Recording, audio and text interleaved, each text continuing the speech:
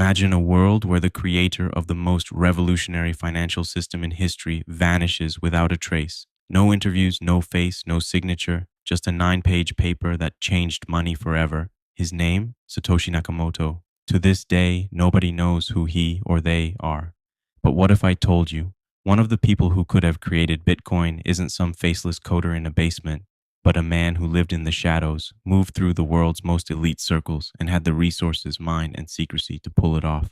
That man, Jeffrey Epstein. Bitcoin isn't just digital money, it's stateless, borderless, pseudonymous, resistant to authority. It removes trust from institutions and replaces it with math. Jeffrey Epstein distrusted governments, he distrusted banks. He operated outside moral systems entirely.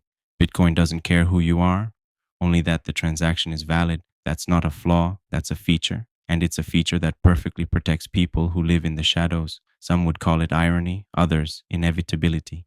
This isn't speculation.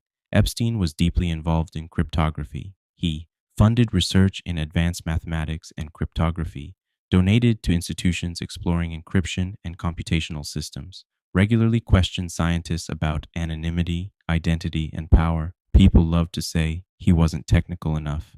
But Bitcoin didn't require a lone coder in a basement. It required a coordinator, someone who understood money, secrecy, and human behavior.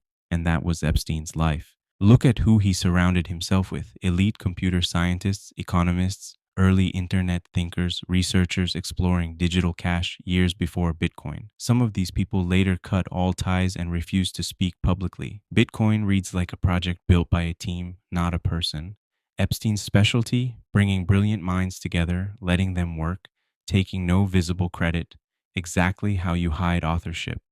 Satoshi Nakamoto walked away from over 1 million Bitcoin, a fortune worth tens of billions today. Normal people don't do that. Epstein would, because money was never Epstein's end goal. Control, leverage, and insulation were. Bitcoin didn't make Satoshi rich in public, it made him untouchable, and Epstein specialized in being untouchable. This part is subtle, but important. Satoshi never showed emotion, avoided personal details, communicated only through controlled texts, shut down conversations that got too personal. Epstein lived behind layers of separation: proxies, shell companies, intermediaries. Satoshi didn't just hide his identity, he managed it. That level of discipline isn't paranoia, it's training. Bitcoin launches in 2009, right after global trust in banks collapses, governments expose their incompetence. It was the perfect moment for an alternative system, and Epstein had been operating globally for decades by then. Bitcoin wasn't reactive, it was ready. Someone had to think long term. Epstein thought long term. People say, there's no evidence linking Epstein to Bitcoin. But Epstein's entire operation was built on plausible deniability. No paper trails, silence through power, buried evidence. The absence of proof doesn't weaken this theory.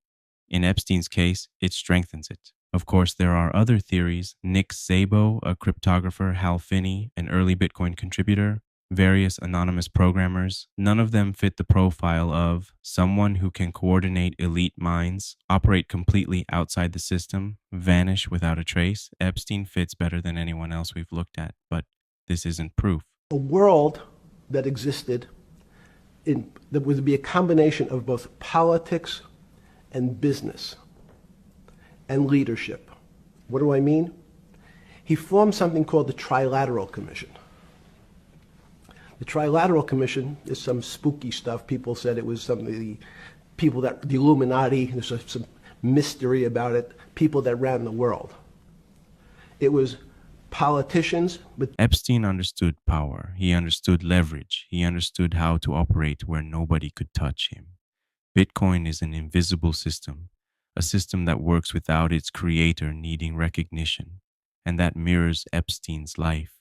Always behind the scenes, always untouchable, always moving in the shadows. So why do people keep asking this question? Because Epstein represents the invisible hand of power, and Bitcoin represents freedom from control. When those two collide, conspiracy theory meets plausibility. And because Satoshi is still anonymous, the theory survives and will continue to survive. So, did Jeffrey Epstein create Bitcoin?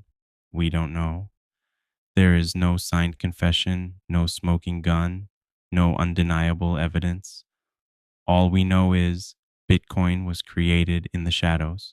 Its creator vanished, and the system works perfectly without ever revealing who was behind it. Sometimes the scariest truth isn't what we know, it's what we can't prove, and that's the mystery of Satoshi Nakamoto and Jeffrey Epstein.